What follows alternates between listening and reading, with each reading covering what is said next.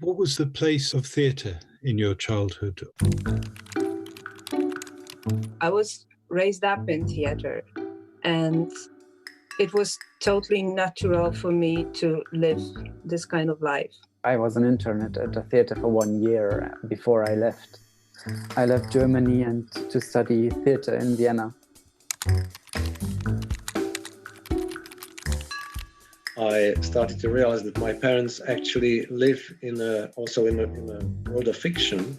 That's why I decided to be a writer, because it seemed like a nice life.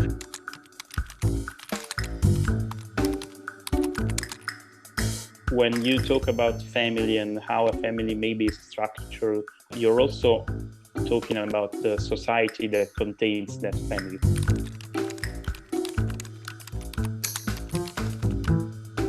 Fabulamundi is a European project.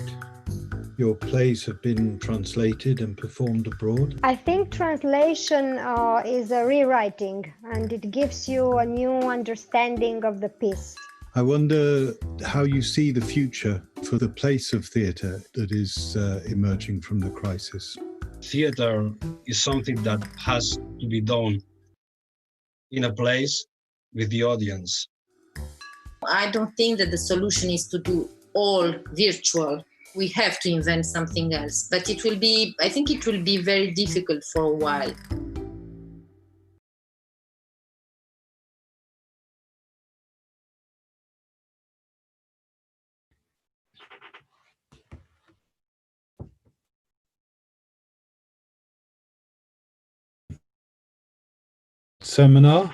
Webinar, I should say. The third webinar in Fabulamundi and Culture Action Europe series of this period of work from Fabulamundi. Today's theme is about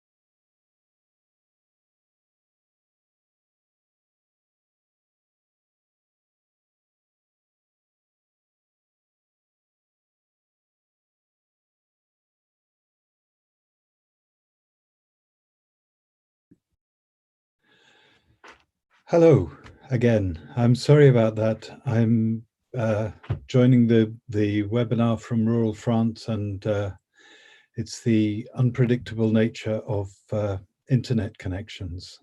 I hope it won't happen again. So I'll start again because I'm not sure what you may have heard. My name is François Matarasso. I'm co-chairing today's session with my friend and colleague Amaya Dent, who's a creative producer from London. We have 3 sessions. First of all, from Claudia Di Giacomo and Cristina Di Milano, who will introduce Fabulamundi's capacity building work.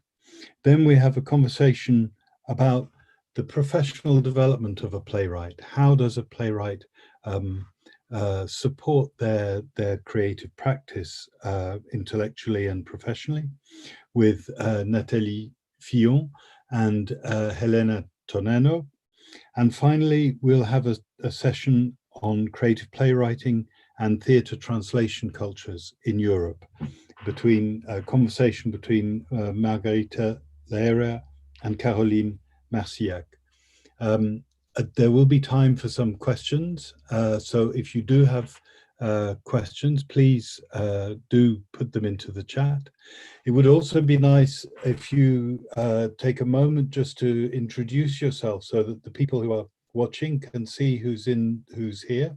Just you can use the chat just to present yourself and say who you are.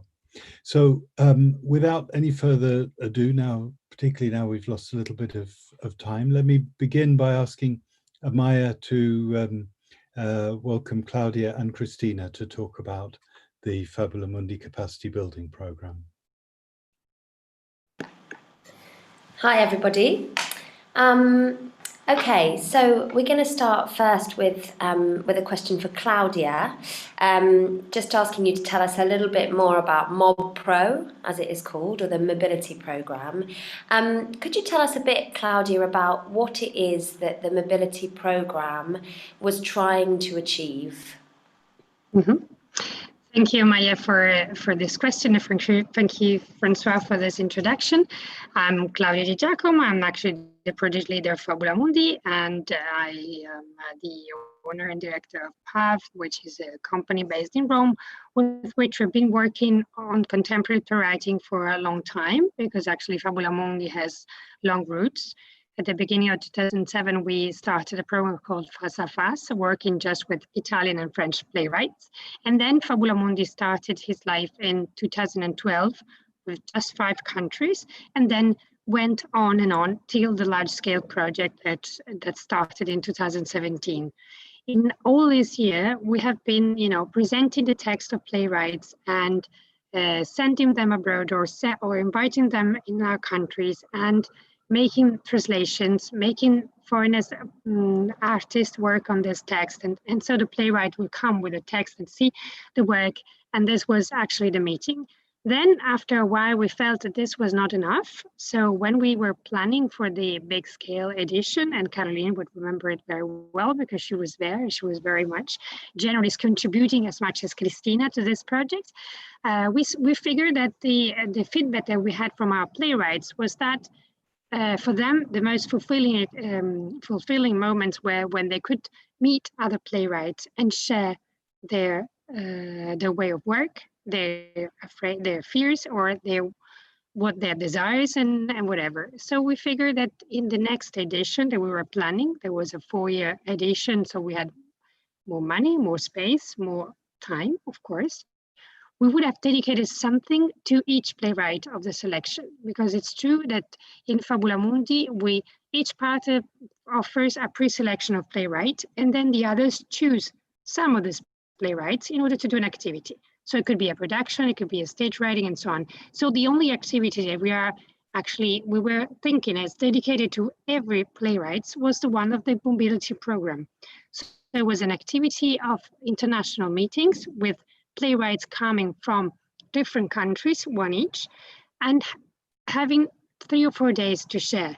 So this was actually our aim, and this was actually generated with what we just listening to the playwrights, because in between the editions, we have also sent a questionnaire to the playwrights saying, how would you like to be Fabulamundi in the future? And they all said about this exigence of meeting, of sharing, of knowing each other.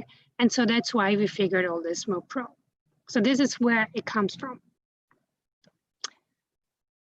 And then when, just to add a little thing, and then maybe Christina can take the floor and explain it better, because when we thought about this, of course, we felt that we needed to have some facilitator which would guide this process, because having 10 playwrights in one single room for 4 days with no apparent specific focus to work on would have been, a really tricky situation because playwriting is a very lonely work in a sense, because when you write, you're most of the time alone.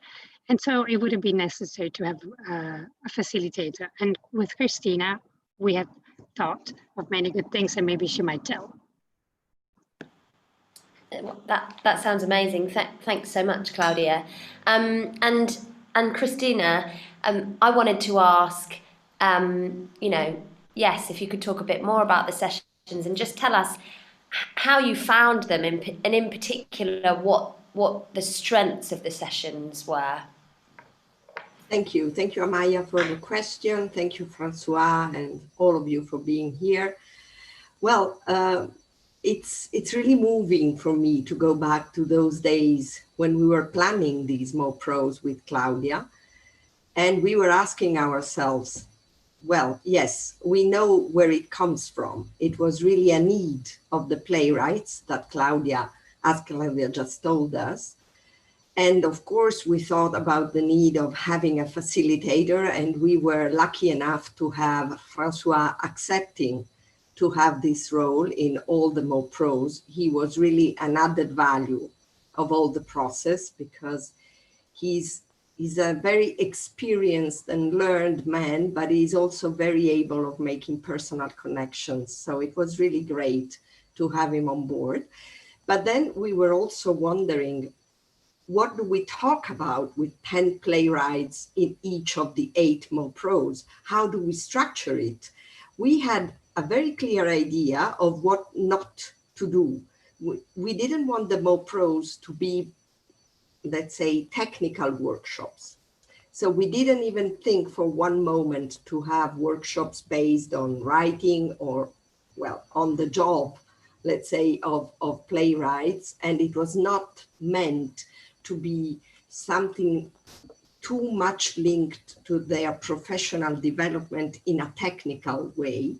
What we wanted to do was to create a space for networking, for them to exchange thoughts, ideas, also very personal feelings. We selected in each MoPro a topic, a theme, which was, let's say, chosen together with the hosting partner. And we started, let's say, the discussion on that topic, but it was a very loose structure. We didn't want them to feel that, you know, they have to be trapped in a room for 3 or 4 days with other 9 playwrights talking about that specific issue. We wanted them to feel free to, you know, expand a bit more on the topic or even beyond the topic. And for me, I mean, the most beautiful experience or the most beautiful part of the MoPro was when we saw that the chemistry among the playwrights within the group actually worked. And it was not always the case, as you can very well imagine, because when you have 10 human beings, well, 12, 13, 14, because we were also there, sometimes this chemistry is there, sometimes it's not, sometimes it takes longer. So it was very much based on actually human reactions. When it worked, and I would say it almost always worked, in the end, we really had wonderful exchanges and very interesting personal and professional insights.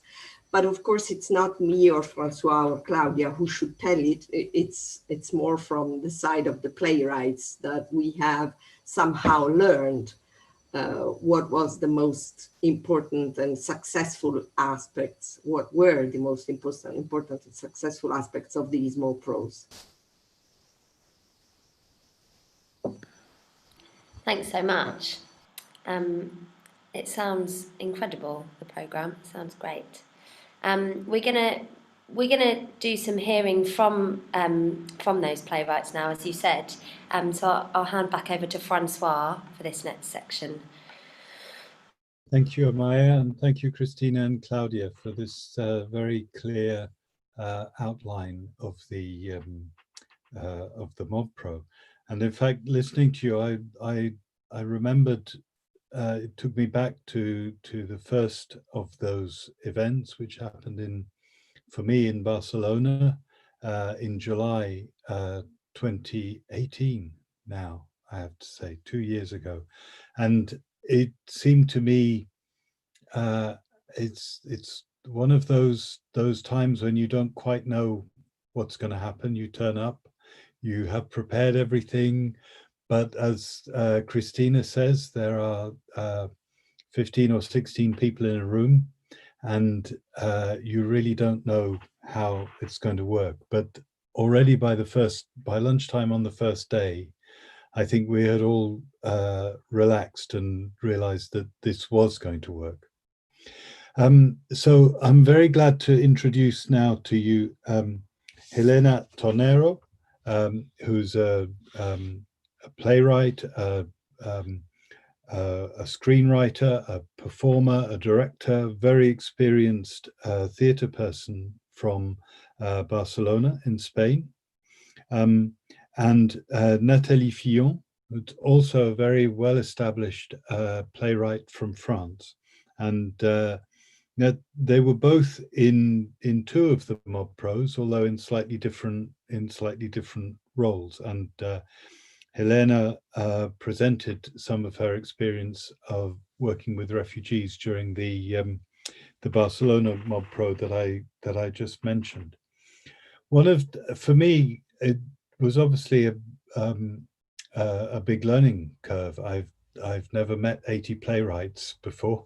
It was a lot and one of the things that I discovered, of course, is I have a sense, I'm left with a sense that the playwright's art is one of the least well understood by the public.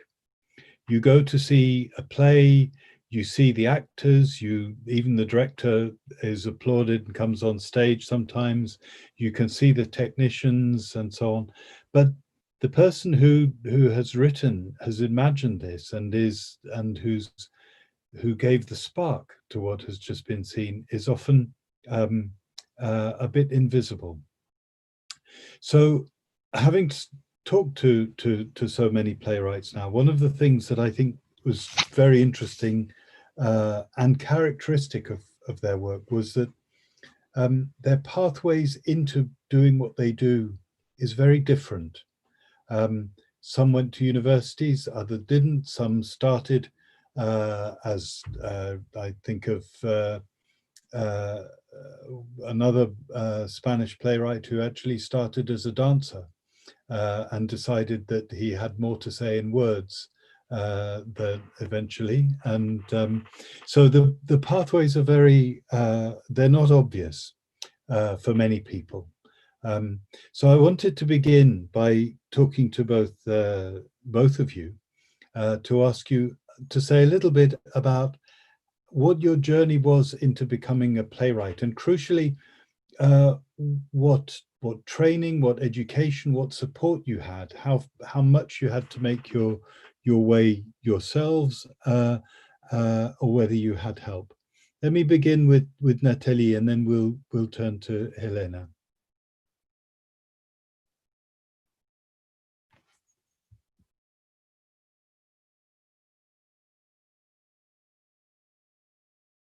Sorry, the mic is better.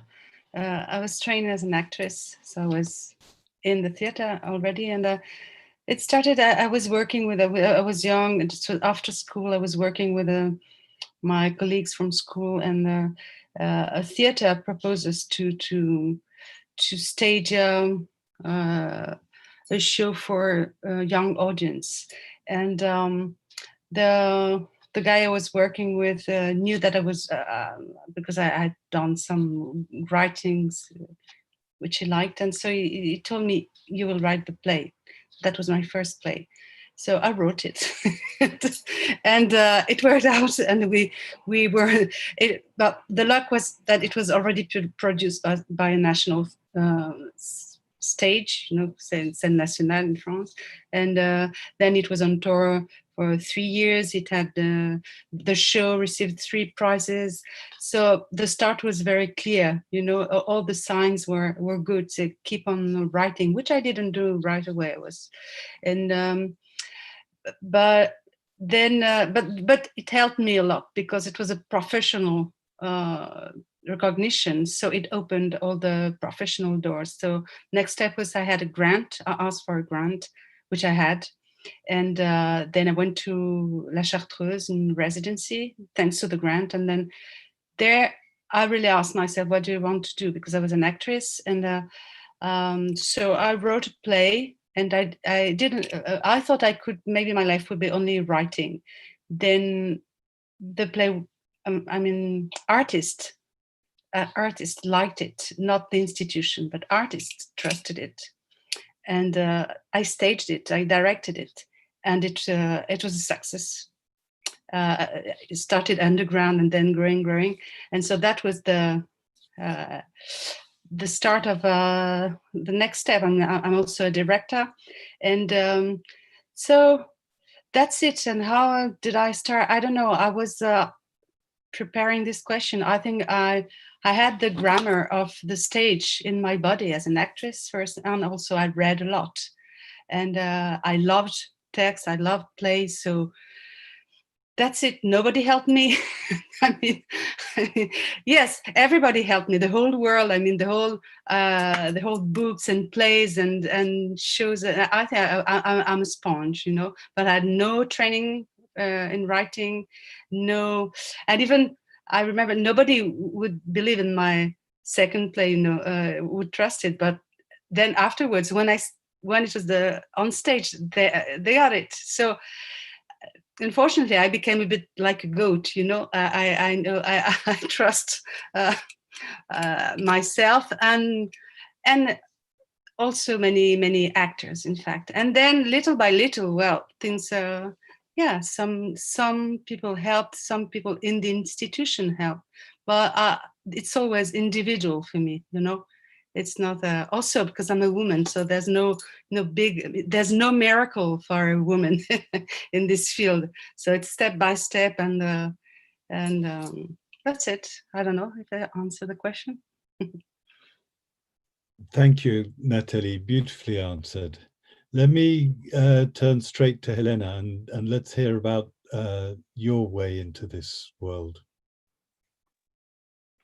Yeah, I think in my case was a long path before, because I studied at the Institut del Teatre in Barcelona, but that was when I was 30 already. So before that, it was a long path to get there. I mean, I come from a big family, a working class family. I remember I began to read books at an early age. So at home, books were very important. And but we didn't have the encouragement of studying something in the arts.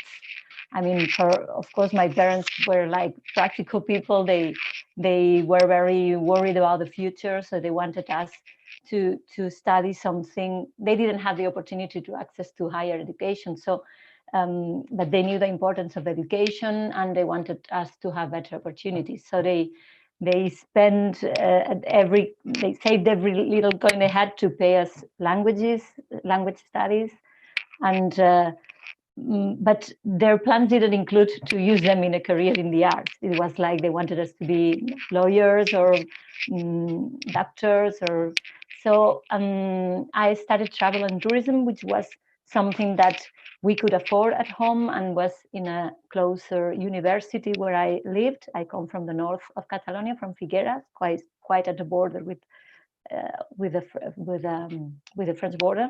So so I did that. I studied that.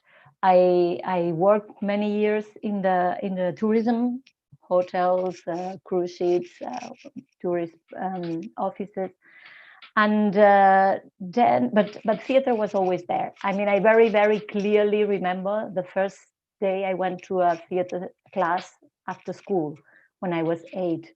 I remember that I love it. I didn't want to leave, and I really had this feeling of I want to stay there all the time. And I also remember that I started to write a diary when I was 7. So I think writing and theater has been very, very present in my life, and reading books as well. So so I finally got a good job in Barcelona. I went to live to Barcelona, and then I decided to spend some of the money in paying myself some tuition in theater, mostly acting, singing, things like that. And then one day someone told me, but if you like to write and you like to do theater, why don't you write theater? Which was something that hadn't come to my mind until then. And then I decided to enroll in a playwriting course, an intensive course of 3 months, and I really love it. And the teacher, who was a professional playwright, it was the first professional playwright I knew in my life, he really encouraged me to keep on writing. So that's what I did.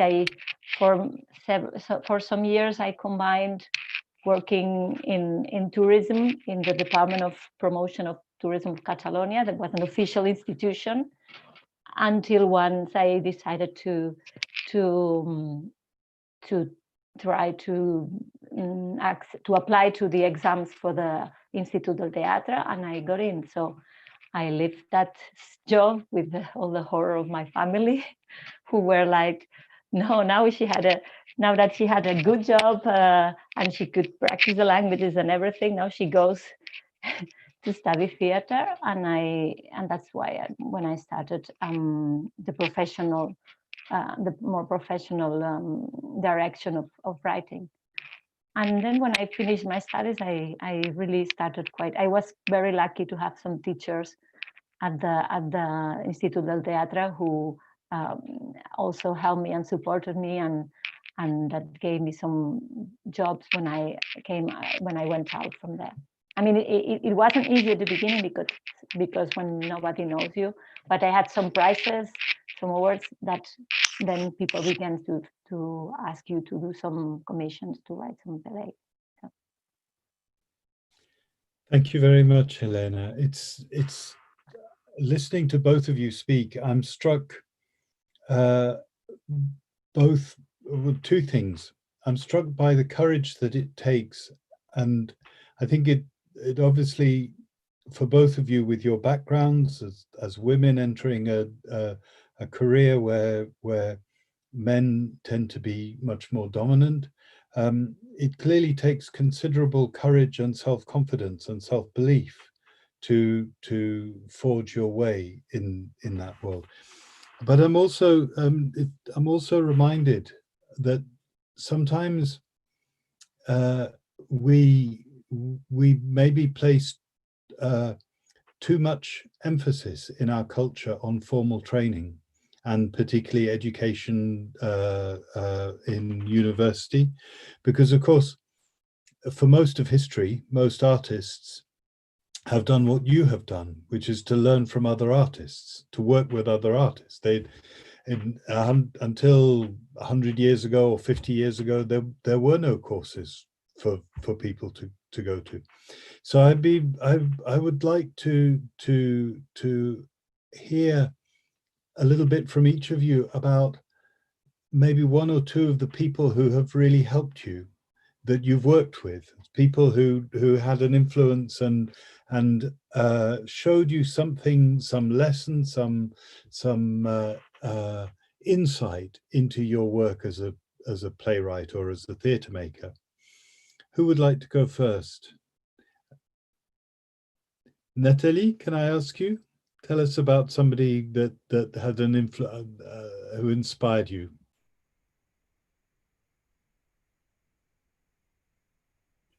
There was, what comes to my mind is one sentence of one of our playwrights, an old man now, Michel Vinavert, who wrote, I read one sentence of his. He said, I tried to translate in English, I don't build, it builds by itself, because if I build, everything crumbles down. And this distance, I don't know, because I was feeling that, you know, I had the instinct, I had the intuition, I don't know why and how it came, that the most important thing was to have the right distance with your writing, to be able to rewrite, or to have, you know, to not to be stuck to it.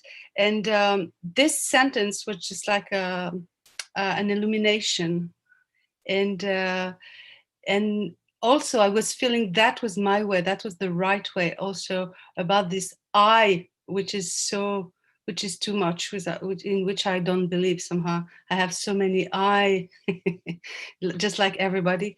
And so this, this is for me the most important thing. And so Michel Vinaver was, because also we were lucky, he wrote a lot. He wrote 2 books about theater and writing, and which are still very clear, simple, so simple that it's always inspiring. You can reread it, and I would say that. Otherwise, most of my inspiration comes more from novels or philosophy or life itself, just life, people.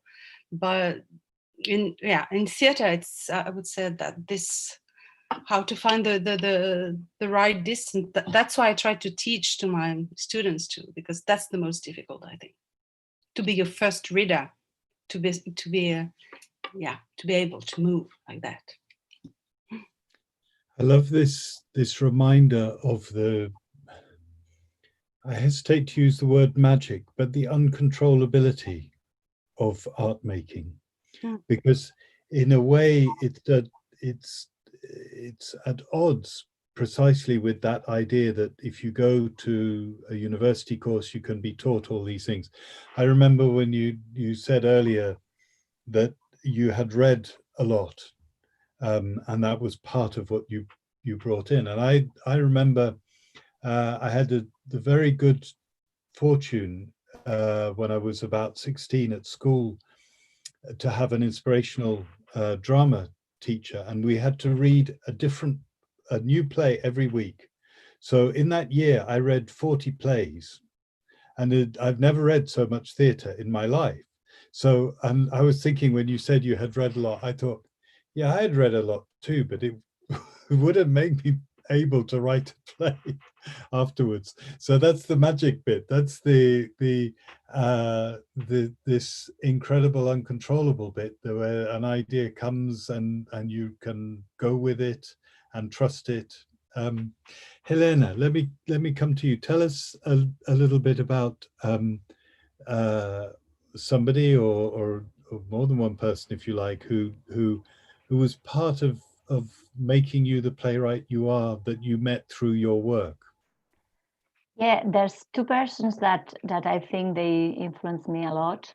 One is, it comes from the world of theater, and the other doesn't come from the world of theater. The first one was my grandfather, who was a cartwright. I mean, he built carriages, but he really knew how to tell a story, and he was the first person who began to talk with me about his life during the war.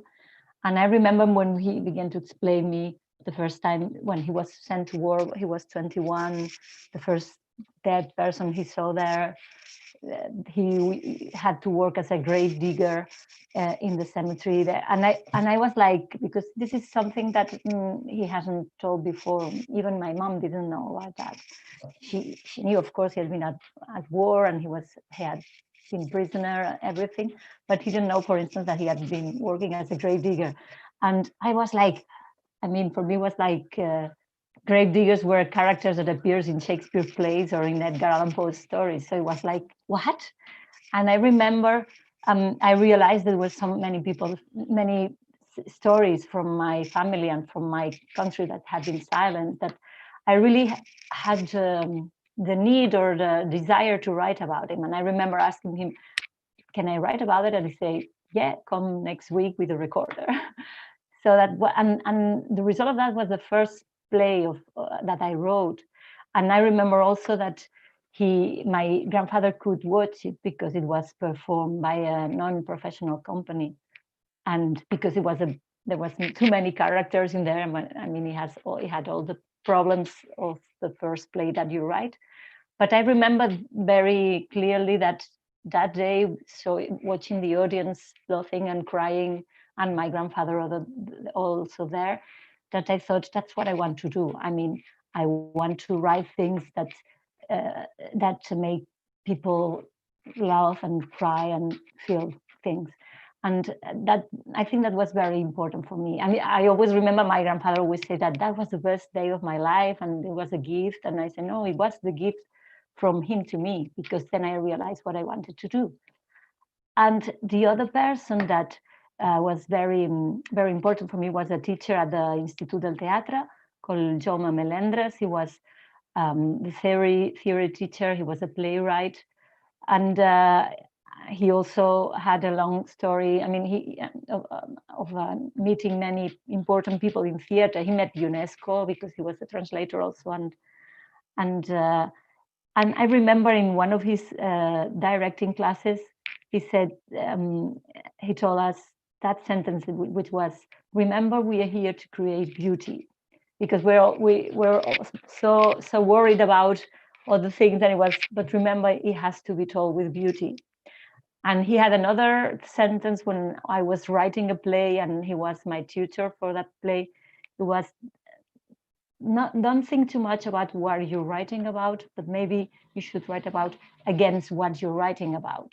That the playwright should mostly think about that against what are you writing? And I think this is a question that I made myself still now, every time I have to face a new writing, against what you decide to write now. And I think it's a nice sentence. Thanks so much for that. I'd like to come back a bit to Fabulamundi's Mob Pro programme, and to ask to the both of you, but we'll start with Nathalie, if that's all right, to ask what was the core value of the Mob Pro programme for you? So, sorry, I didn't understand one word. What was the What was the value of the mobility program for you? What was the best things about it, about being part of that program? I mean, it's I'm very curious. I have a huge curiosity about people, about life, about how people do just next door. I love languages. I speak several languages. So, I mean, it's just a gift to be invited to meet other playwrights in another city, in another country, and to share, and just to be together. And it's I like this simple thing, you know, and because we're so isolated, you know, as artists, we work with the people you choose. You work with the people you choose, or and there's a big competition always. And you all only meet other artists during festivals or residencies, like a festival like with Caroline Datrouver, for instance. We can, but it's so rare. It's so rare. So the opportunity to share space and time with other artists, plus from other countries, which are, but it's for me, it's the same space. We live in the same space. Europe is one space for me. Well, that's as simple as that. But you know, sometimes the most simple things are the most difficult to do. You know, it's so simple. We should do it more often. Thanks, Nathalie. And Helena, to you the same. What did you find the particular value of the Mob Pro programme? I mean, it sounds like there's so much, but something that stood out for you.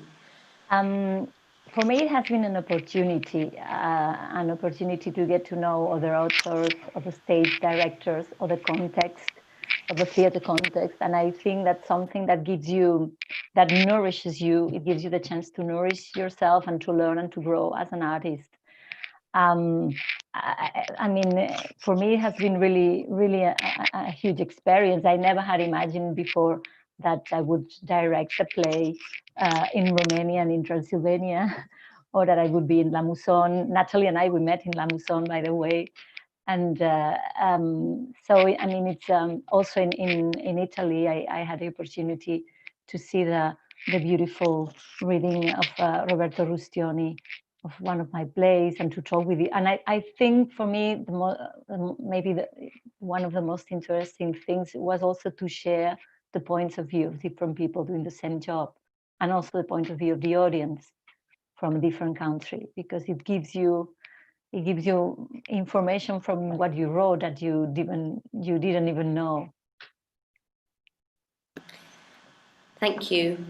Yeah, I was going to say it sounds like one of the extraordinary things about the programme is enabling artists to be put into new spaces, you know, and in different places, and often that inspires us to be able to think and write in slightly different ways, because often there's a certain kind of anonymity which comes with kind of traversing those spaces. Another question that I have is about the future, and it's thinking about, and this comes to both of you, but again we'll come to Nathalie first. What professional development support would you like to have in the future? So Nathalie.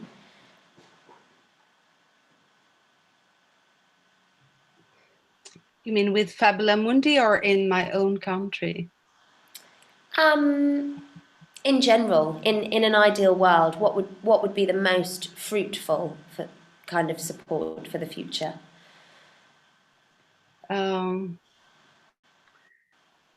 Today I would say as much money as men can have, more equality, economical equality, not only space, but also about money and tools and theaters. And for me, but not only for me, for all my sisters and for the sake of humanity. And yeah, money. Mm-hmm. And then, of course, more, because it's more poetically now, I would say, yes, that this program could go on, keep on going on, and more translations, and still going on meeting each other, going on building as artists, building, I know, common space with you know, still believing in that, you know, because it's so difficult now, you know, as in UK, you know, you know, how to stick together, how to keep on living together and build together new, I don't know, new writings, and with all our differences, translations, and not to lose each other, you know. Europe used to exist before the First World War, and then it disappeared somehow, you know. And let's stick together, you know. Mm-hmm. Thank you. Yeah, absolutely. Helena, in terms of professional development support for you, what would you like for the future? What would be helpful? Well, I think one of the important things in theater, and mostly for playwrights, is the translation of the plays. I think mobility is very important, but I think that as now talking about the future, now we have two big issues that affect our mobility, which is the climatic change and the pandemic. Maybe it's time to think about maybe like a net or a way to raise money to in order to pay translators to have a catalog of plays available for theater makers, for stage directors, for artistic directors, because we might have some time that where traveling will be not that easy now, but our works may travel through translation. And I think that's another thing is that usually authors don't have a budget to pay a translator. They always have to ask for some help, and in some countries there's more resources for that. In some others there's nothing for that.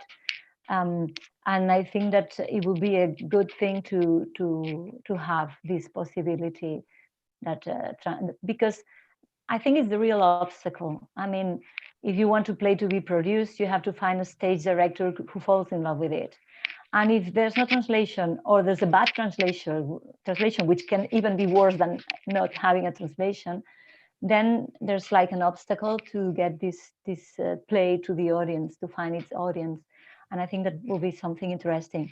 And then I think another something that I think is very precious from Fabulamundi is this connection between playwrights and stage directors and theater makers from many countries. And maybe we could use that tool in order to create maybe an organization for the rights of the authors or the theater makers, because we are going to face difficult times, I think, and maybe that we could take take a profit of this beautiful net that has been created. And I think that, I don't know, maybe these two things I think are quite important from my point of view. Thank you very much, Helena. We're nearly at the end of this session, and we'll move on in a moment. But I want to one question that has come in through the chat. And I think we're all very aware that young artists are most threatened at the moment by the situation.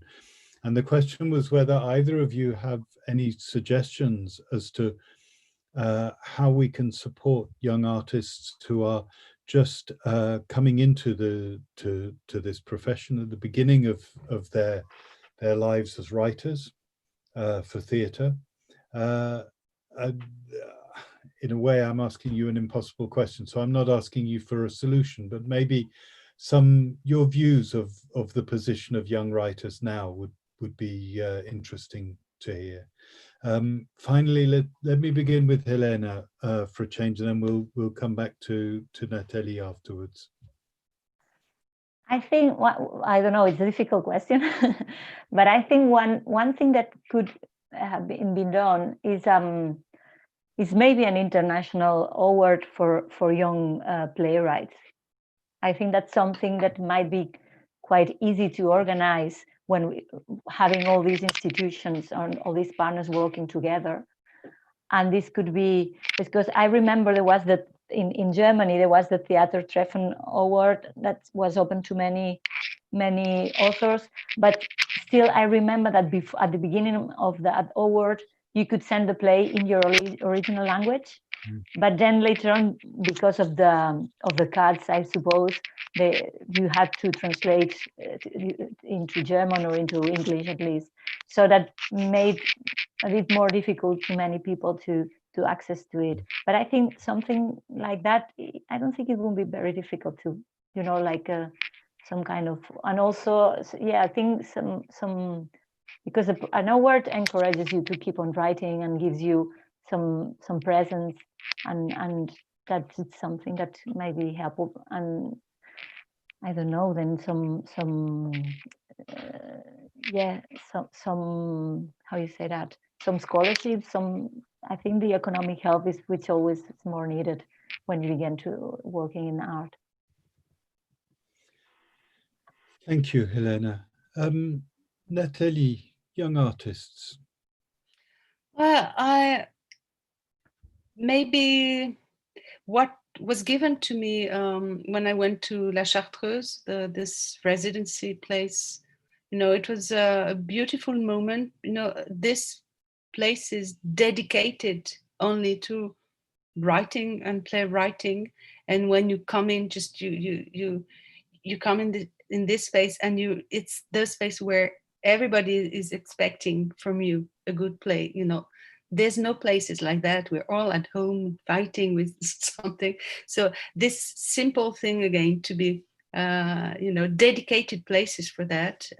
In France, we have we have some, but the big one is La Chartreuse. I know, for instance, what did the Royal Court, for instance, also to try to unite. In fact, we take a lot of energy, to transform. To transform competition into emulation, that's because we're even in the public theater, we're like in a very wild world, and this competition is very bad for art. I think emulation is very important, and let's inspire each other. So dedicated places where you welcome young people, as I was welcome in La Chartreuse also. And everything, every stone, every door, every window tells you, oh, you're here to write and we want you to write and we want you to write a good play.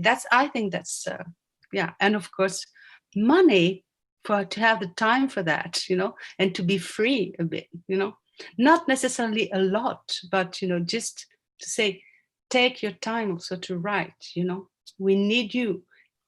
Places who say, we need you otherwise. Thank you very much, Nathalie. I was aware it's not an easy question. I will just add one thought that I have seen some young playwrights and actors and directors and theatre people in Britain have experimented with online readings, because it's on this platform we are beginning to discover that we can do things we didn't know we could do. And it's obviously not a replacement for a live reading, but it may be one of the ways in which we can at least gain experience and exposure and talk together.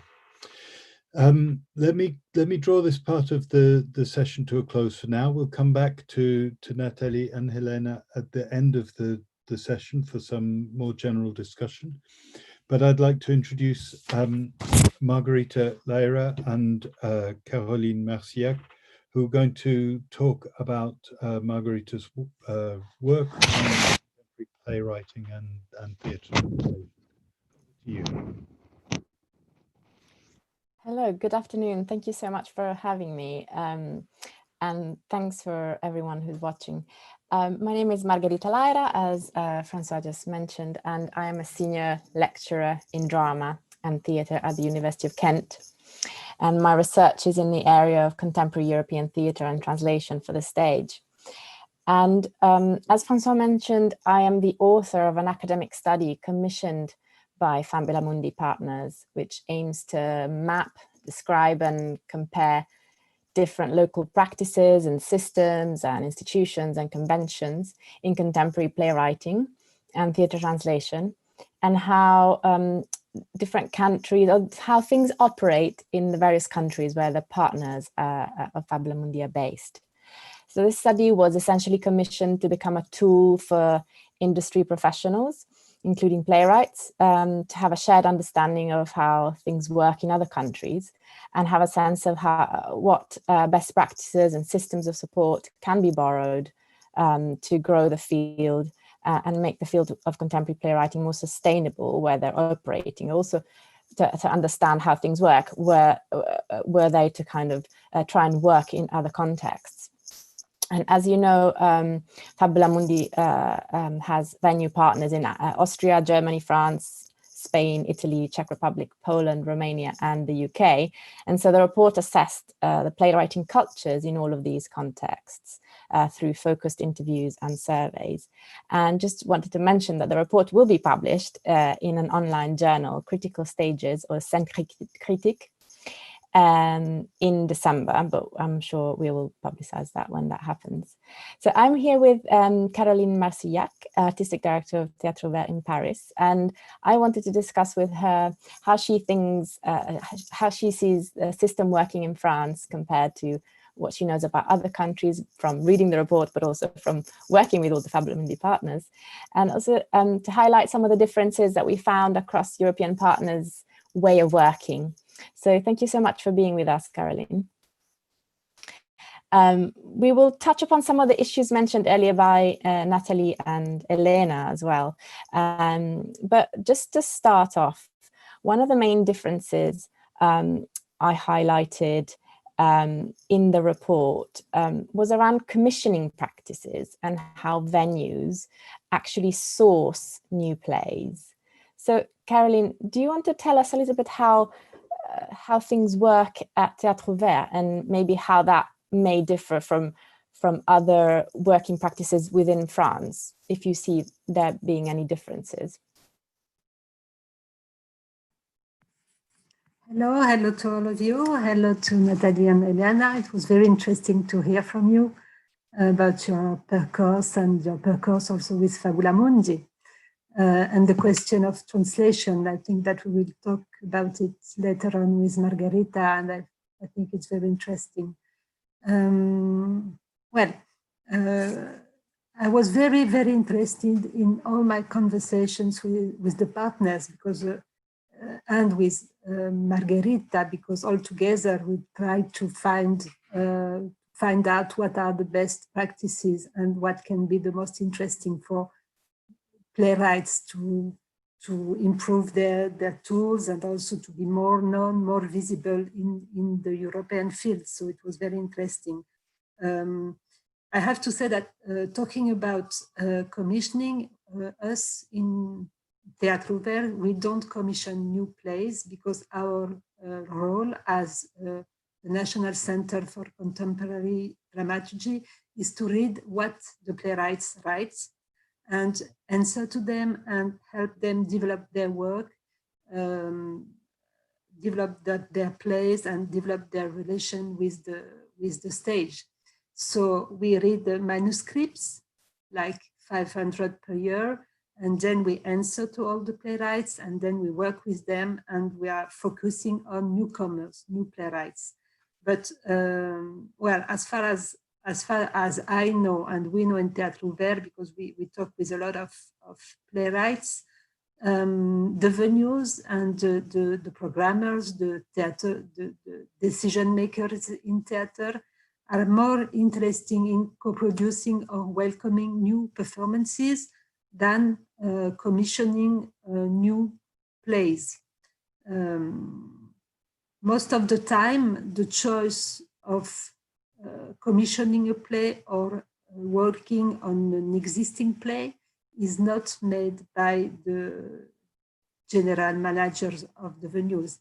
It is made by the directors, because the directors are the privileged partner of the theaters.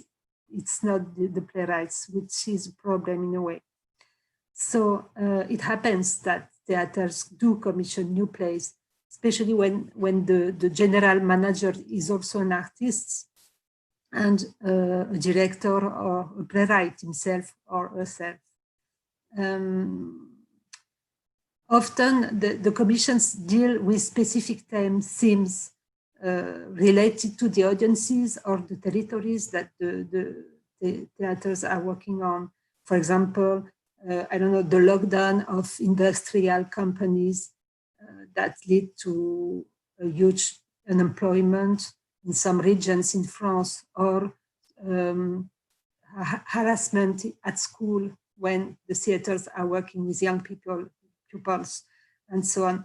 So it's very linked to themes, and it's not especially linked to the way that the playwrights want to write new plays.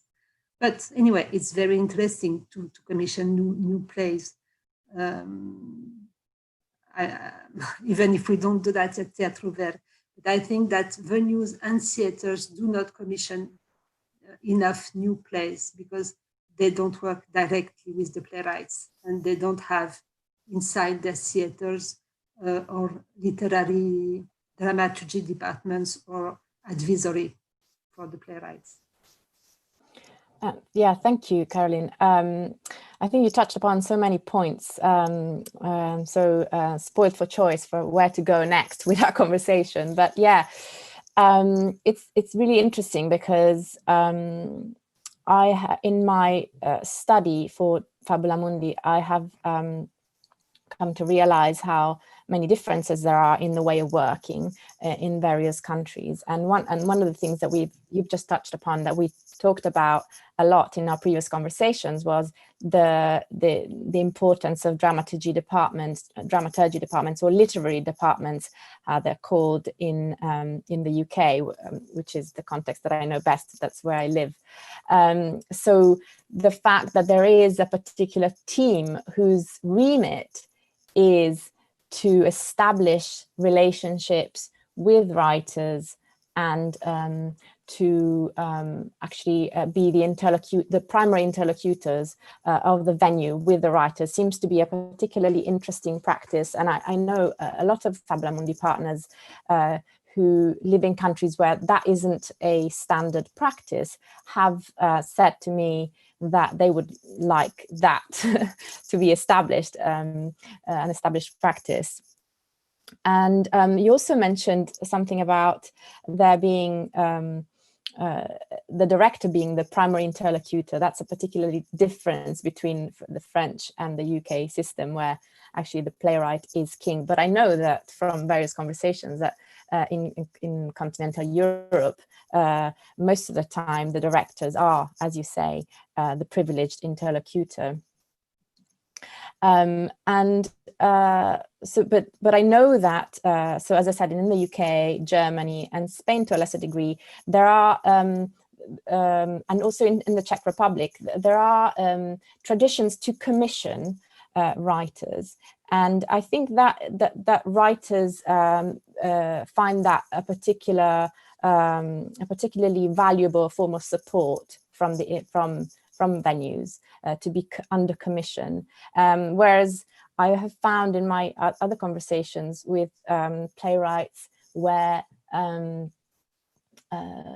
live in a system where the commissions don't happen, that they find it very difficult to actually get the venues to listen to them and to pick their plays, and so that is a particular worry, which is obviously linked to money, and what Natalie was saying, that one of the things I highlighted in the report is that often all the financial risk of writing a play is undertaken by the playwright.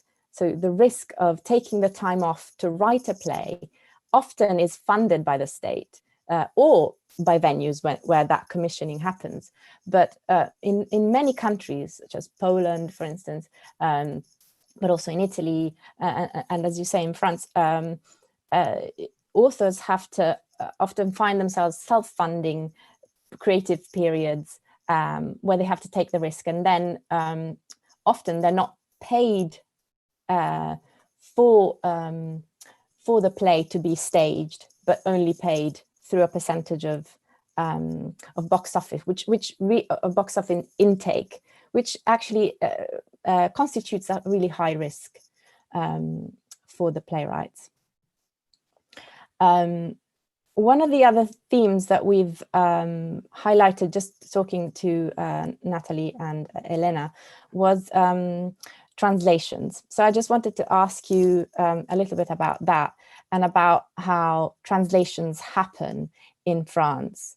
One of the institutions in France that we as Fabulamundi partners have talked a lot about is the famous Maison Antoine Vitesse, based in France. Do you want to tell us a little bit about how it works? Yes, it's. I think it's unique in Europe to have this kind of structure. It's a very powerful structure, Maison Antoine Vitesse, because they have language committees for all the regions in the world that are very, very aware of the national context, or the local context, what is written over there. And there are French people also, a lot of French people, so they know a lot also about what is going on in France. So they are very interesting interlocutors and very qualitative interlocutors. Maison Antoine Vitesse were commissioned, like, I don't know, I guess 10 to 15 new translations per year. They have committees with the translators and also theater makers in it. And the translations are paid by Maison Antoine Vitesse.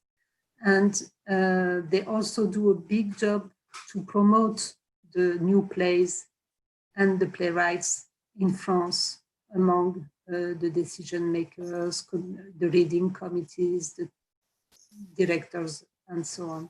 So they are very, very important in the way that we work. And Helena earlier in the webinar talked about the importance of having good translated plays, not only translated plays, but at least in English and mostly in all the local languages, because it's the main problem for the circulation of the plays among in the world, it's the language. And bad translations, like Helena said before, can be an awful thing for the playwright. It can be better not to have any translation than a bad one. And Maison Antoine Vitesse is making a very, very good and intense work on the quality of the plays that they are translating. So, well, I think they are very, very important. And as Helena said before, in a world where it becomes problematic for ecological and, well, healthy reasons to travel and so on, it will be more and more important to have this kind of structures elsewhere, because I think other countries, well, I think among the Fabulamundi partners don't have this kind of Maison Antoine Vitesse. And on the other side, we are not very strong in the other side, making French plays translated into other languages. We have Institut Français, which is supposed to promote French artists all over the world. We have this SACD system, who collects the rights for the playwrights, that has an international department. But, well, I have to say that for me, they don't do a very huge work, nor in translations than in promotion of the playwrights. So, unfortunately, it works very well in the sense, but it doesn't work that well in the other sense.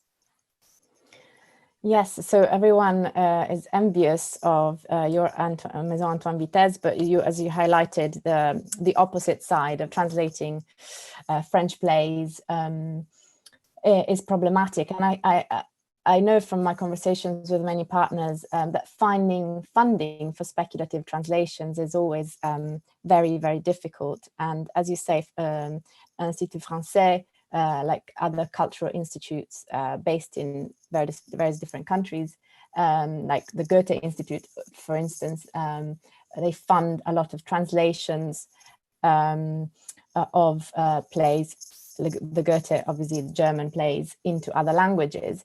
But some of the countries where that funding isn't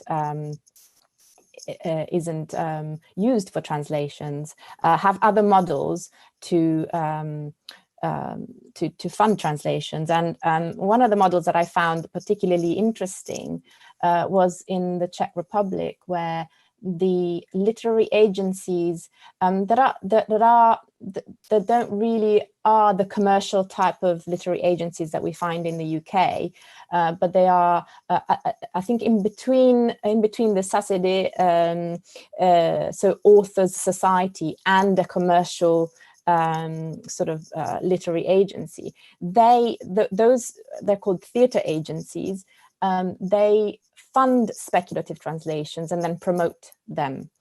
So it's the agent who takes the risk rather than the translator or the playwright, which seems to me like a good model to share the risk of doing that. And one other thing I wanted to ask you, Caroline, is when I asked you about things that you saw happening in other countries that you wanted to import in France, one of the things you mentioned, if I'm correct, is that you would like to import the model of literary agencies so that playwrights don't have to promote themselves. Is that right? Do you want to tell me a little bit about that?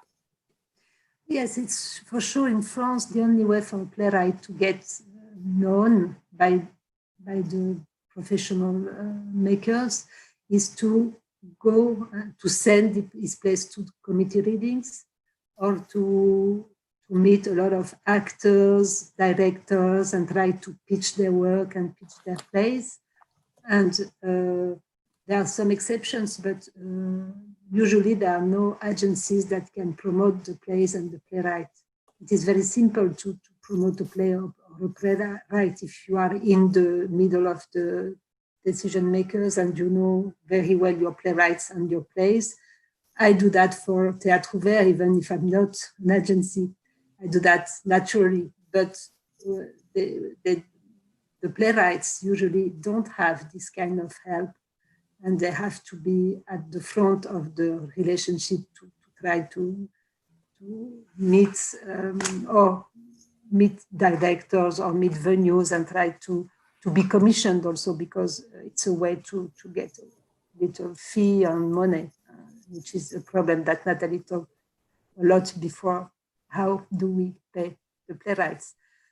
In Théâtre Ouvert, we mainly work with playwrights, so we pay them every time they work. But usually, especially when director work with an already existing play, the playwright is only paid with the author rights, as you said before, but it is not paid to write the play. So I think that literary agencies to help playwrights to sustain their life with their work, and also to make them more visible among the theater makers and the decision makers would be a good thing, yes. Well, thank you so much, Caroline. I think our time is up. So I think I'm handing over to Francois again. Is that right, Francois?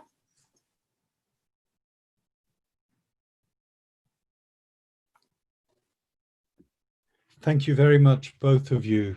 It's very interesting and very usefully contrasting discussion with what we were just talking about, because from my perspective, it seemed that we had a very personal experience of the two playwrights, and how how unique and largely self-directed, self-developed paths have been, and then the contrast with what structures and initiatives there are in place to support the work. And that made me thinking back also to the capacity building sessions and their informality, their deliberate informality, in the sense that when Christina was speaking earlier, she talked about the structure and the you can't just put 14 people in a room and expect them to talk. You have to, there has to be some thematic material and some input.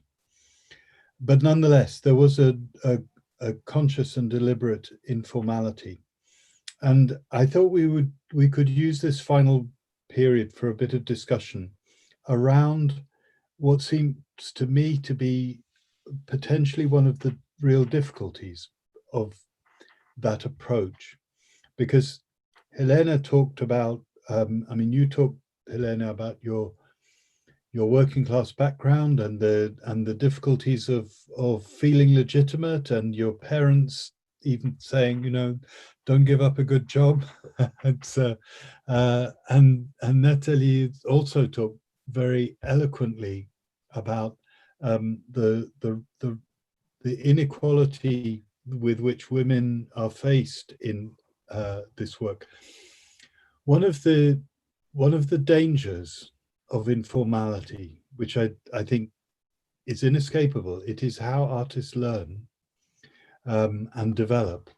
But one of its dangers is that it means that only artists who have some degree of privilege or security are able to exploit and make those ride the waves, if you like, of an unstable, informal profession.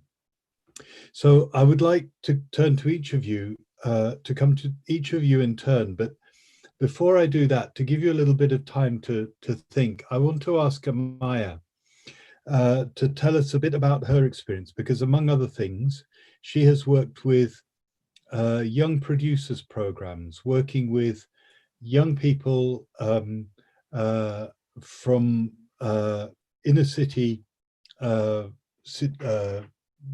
communities in London and the north of England, young people who would like to find a career and a way into producing in the arts, and I think, having met some of those young people, I think that program and that work has been very successful. So, Amaya, tell us a little bit on, and also about your own experience of as somebody who is probably the youngest person in the webinar and who has had to make her own way in this profession, which is not always welcoming. Yeah, thanks, Francois. I think for me, so I'm from a kind of middle class background in the UK, but my parents, my mum is Sri Lankan and grew up in Africa and came here when she was 21. And she is very educated, but there's a convention, it's changing a bit now, but certainly in her day, that, you know, if you are educated and you are a woman, then you absolutely choose, like you were saying, Helena, one of those pillar careers, you know, lawyer, doctor, engineer. And so that's what she knows. And my dad is from a very working class background, from, you know, the suburbs of London, and kind of didn't have much by the way of education. And so, you know, definitely the expectation was to go into one of these more solid things. And something that really amazed me when I sort of found the arts, if you were, is that nobody ever tells you about that stuff in school. There's whole careers that you don't know it's possible to be, you know, being a producer, being a playwright, you know, that kind of the ones that sit in between the conventional, if you were. And for me, the absolute thing that changed probably my life was the notion that if there's a space that you admire, and you love it and you love what it makes, like a theatre, then just go and be in it.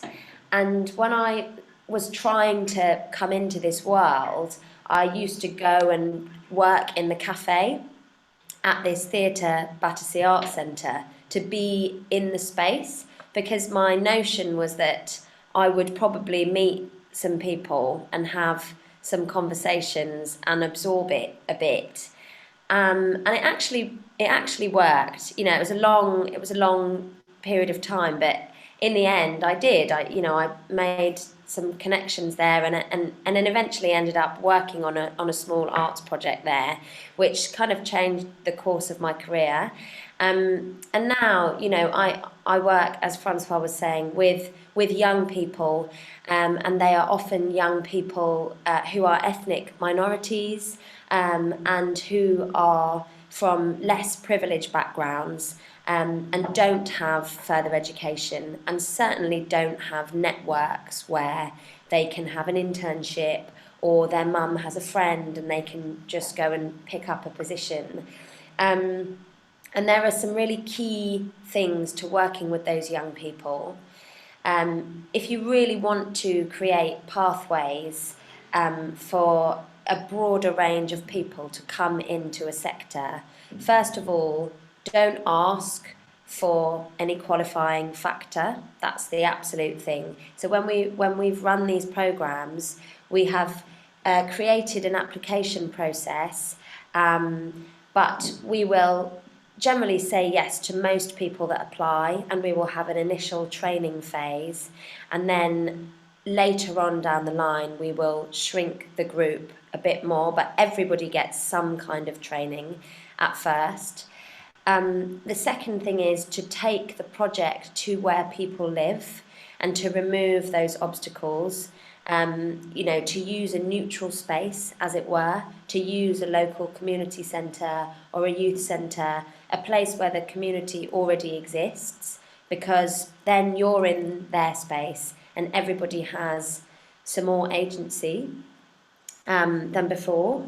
So that's a really great thing. And then there's another thing, which was a scheme that we applied when I was working on this project at Battersea Arts Centre, and it's a project called The Agency, which ran in Rio, and has run in London and now in Manchester, working with underprivileged young people and helping them to forge entrepreneurial careers and careers in the arts.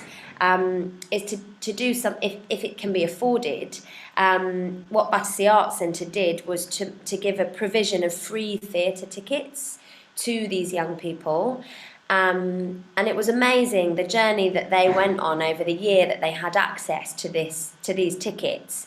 They began to go and see plays and to treat the theatre, you know, it was absolutely their right to be there. And it was casual, you know, casually on a Friday after college, they'd come in and go to a play. And it was amazing to see the kind of changed relationship that they began to have with the space. You know, they began to feel like they had the right to be in the space, that they had ownership over the space. And that also really kind of changed the ways in which they were working and learning within it. So those are some thoughts. Thoughts there. That's great. We have less than 10 minutes left, so I'd just like to go around everyone just for a final word, and particularly we know that the situation is difficult for theatres, it's difficult for freelance artists and writers. Even so, I just wanted to invite you to for any thoughts that we can end with of what we might be able to do ourselves, however small it is, in the kind of spirit of what Amaya was saying, how we can help the next generation to find their way in. Let me begin with Margarita. Would you like to share a thought on this? How we can help the next generation. You work with students, obviously, yes. and they're living around you. How can we do something for them? Well, I was just thinking, listening to Amaya, that the idea of inspiring a generation of people who don't think they belong to the theatre, that's fantastic. I think there are a few programs here in the UK that fund theatre tickets for underprivileged young people, and I think there should be more. I think one of the things that I've talked about with many Fabulamundi partners, and we've highlighted as a best practice in terms of education and young people, is precisely the idea of going into schools to highlight the fact that playwriting exists. I mean, I grew up in Italy, and I was in a high school. Still in high school, I thought that Samuel Beckett was the last playwright that had ever existed. So I just didn't know about it, even though I grew up in a theatre family. I just didn't think that people still wrote plays. And so just the idea that making that fact known to young people, I think would be fantastic. I think there are certain countries that do really well at highlighting this for young people in schools, and some other countries that could learn from how to do that. Thank you, Margarita. Caroline, any capacity building we can do with our limited capacity now? No, I think it's hard to answer this question for me. I think that we learn a lot from these new generations, and I don't know if I can do a lot for them, but I know that they can do a lot for theater and for the future of art. So for me, as far as Théâtre Ouvert is concerned, I think that we only have to create the good conditions for the playwrights to be safe and have time and money and space in order to research, in order to meet people, in order to be together and work together and be like a house for these newcomers, these new generations of playwrights that we are working with. But in terms of tools, special training programs and so on, I'm sorry, but I have absolutely no idea. For me, it's a It's like a house, an open house where they come and they ask what they want, what they need, and we need them to need something in order to help them to do their job. But we can't do much more in a way. But it's a job. Huh? It has to be done, I think. Thank you. Helena, how's the next generation going to find its way in after you? Yeah, I think I don't have an answer for that, but I found a definition of the Stage Directions Dictionary from that teacher that I told you about before, about catharsis, and I think it has some kind of an answer. It's very ironic definition. Catharsis, a helpful expulsion of an excess of humors of the audience, generally bad humors, by means of the voluntary ingestion of a supplementary dose of the humors which have to be expelled. The job of the playwright is to provide the audience this humoral supplement in a controlled way by means of the invention of a fiction. If we read properly the Aristotelian Poetics, it is an operation based in the same principles of the vaccine, to inoculate the virus in order to mobilize the self-defense. In fact, the Aristotelian theory of physics and physiological nature is also a political theory. Our social life fills us up of anguish, and we go to the theater to receive some more drops of it, which by overflowing the glass, liberate and dissolve the humors that we carried inside when we got into the theater and restore the balance. From this point of view, the catharsis is a therapy which places theater in the field of the arts dedicated to protect the public health. This is the only reason which justifies that theater has to be subsidized by the public administrations.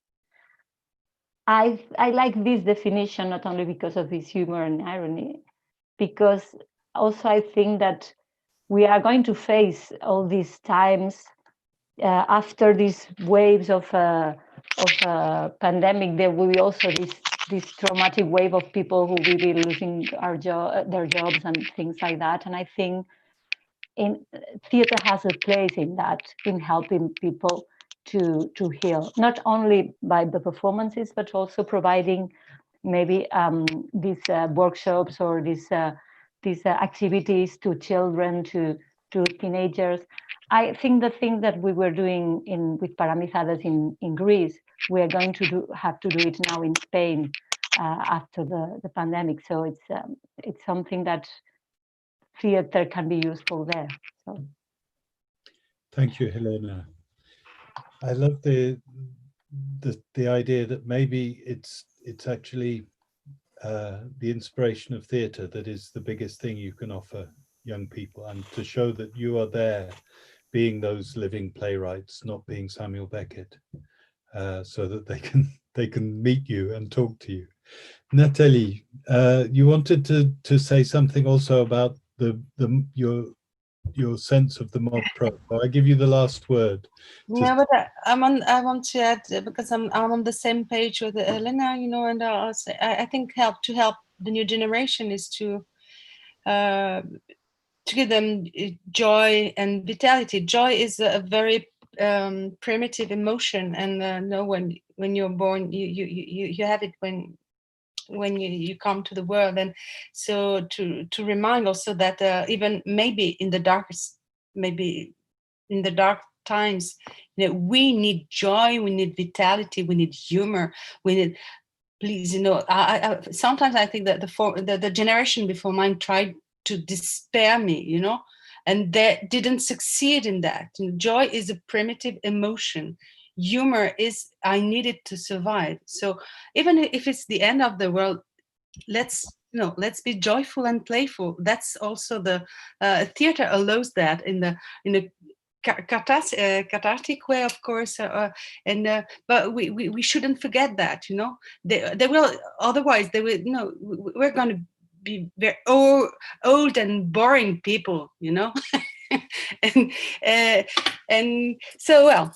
And I don't know if I have the thing I wanted to add about MoPro, which I forgot last time, which was I will never forget, It was when we were in Vienna, Christina remember and François remember Vienna and Varsovie. It's what our hosts chose to show us of their city, and what they chose to show to 10 playwrights from whole Europe, and it was just amazing because they showed us invisible things.